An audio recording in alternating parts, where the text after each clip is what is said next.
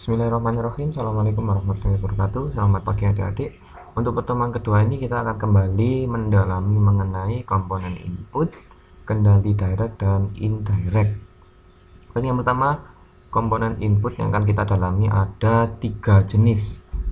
Tiga jenis yaitu pertama di kendali manual yang kita butuh aktuasi secara manual, kemudian aktuasi secara mekanikal atau pengganti dari tenaga manusia, sehingga yang dimanfaatkan mechanical di sini seperti limit switch dan lain-lain. Jadi ketika sebagai contoh, ketika kita membuka pintu, ada tombol yang teraktuasi oleh daun pintu, itu dinamakan mechanical. Kemudian ada pneumatik. Nah, pneumatik ini inputnya tidak menggunakan limit switch seperti di mechanical ataupun butuh tenaga manusia seperti di manually.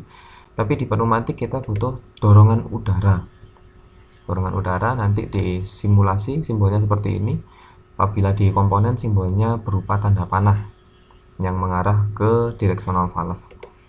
Bagaimana sih karakteristik dari komponen input? Kemudian di sebelah kanan di right actuation kita akan mendapatkan spring return.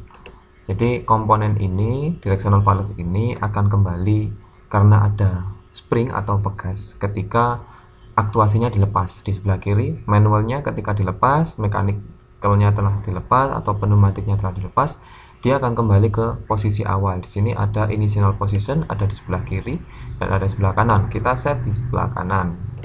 Nah, di sebelah kanan yang ini sebagai initial positionnya. Jadi ketika aktuasinya dilepas, di sebelah kiri di left actuation-nya ini sudah nonaktif, maka dia akan kembali ke posisi inisial. Sebagai contoh, ketika kita jalankan untuk simbol seperti ini, jadi ketika ditekan dia akan bergeser dan silinder akan maju, tetapi ketika kita lepas ya dia akan kembali ke posisi awal.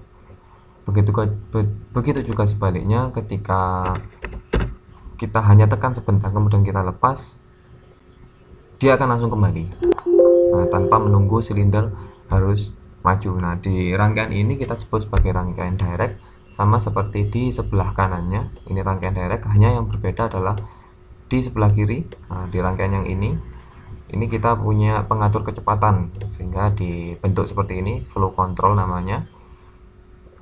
Ketika ditekan dia akan maju secara perlahan, kemudian ketika dilepas dia akan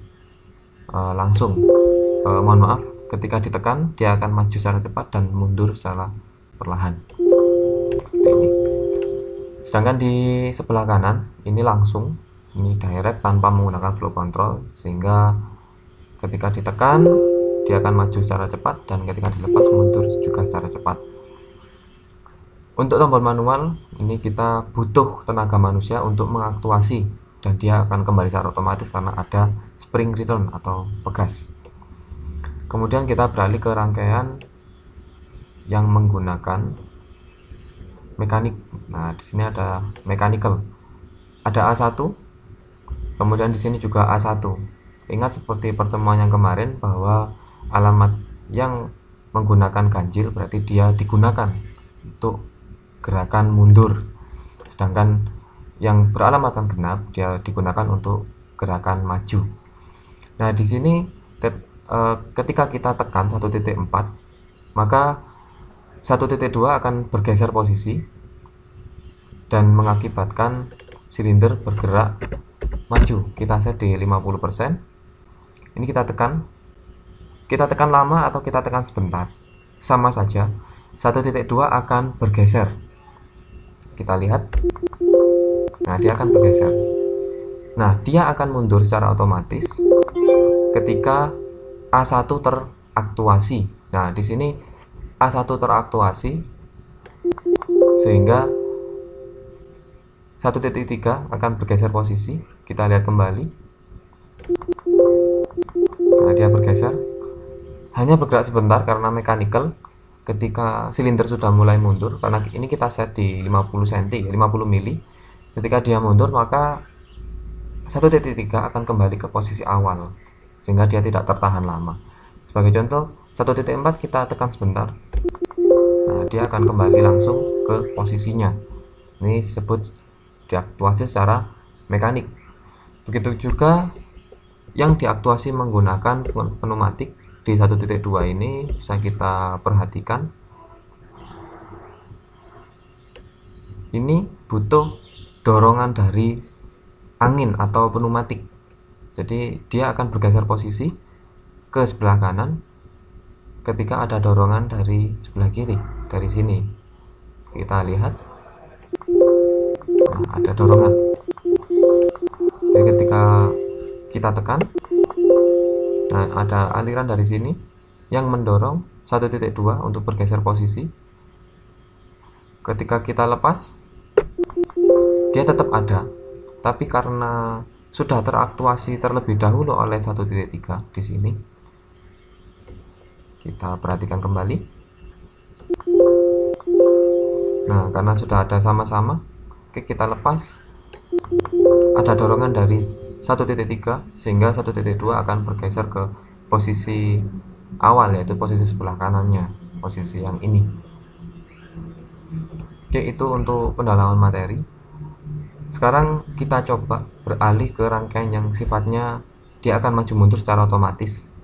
Nah, ini rangkaian untuk maju mundur secara otomatis, di mana 1.4 ini akan menggunakan 0. Nah, menggunakan 0 yang ini, alamat 0, ini juga 0, sudah teraktuasi ya. Sedangkan di sini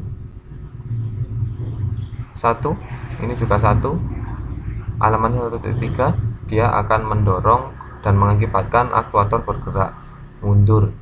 Sedangkan 1.4 akan membuat aktuator bergerak secara maju. Sekarang kita coba kita atur speednya ke 50% seperti rangkaian yang lain. Nah, dia akan maju. Ketika silinder sampai di titik 0, maka 1.4 akan teraktuasi seperti ini. Oke, dan ketika ada silinder yang mencapai posisi 1, maka 1.3 akan teraktuasi. Mari kita lihat, kita perhatikan. Nah, ketika sampai di depan, ini akan maju secara otomatis. Nah, perhatikan kembali kalau kita set di single step. Oke, 1 teraktuasi. 1.3 ini akan bergeser posisi. Nah, seperti ini. Maka 1.2 akan bergeser ke sebelah kiri karena ada dorongan dari sebelah kanan. Bergeser seperti ini. Kemudian dia akan bergerak. Nah, karena ini sudah kembali ke posisi mundur, maka 1.3 akan terdeaktuasi, nah, atau aktuasinya terlepas, sehingga dia akan kembali ke posisinya awal, dan 1.2 tetap dalam kondisi yang mengunci. Dia akan mundur sampai di titik ke 0. Nah, ketika 0 teraktuasi seperti ini, 0 sudah teraktuasi, maka 1.4 akan bergerak untuk memberikan tekanan ke 1.2, sehingga 1.2 ini akan bergeser posisi ke sebelah kanan seperti ini. Nah, karena sudah terisi angin, terisi udara, maka silinder akan bergerak maju, dan ketika sudah mencapai di sentimeter ke milimeter ke 1, maka 1.4 ini akan kembali ke posisi awalnya, karena kita lihat kembali di sini ada spring return, bergerak, dan begitu seterusnya. Ini untuk pendalaman materi.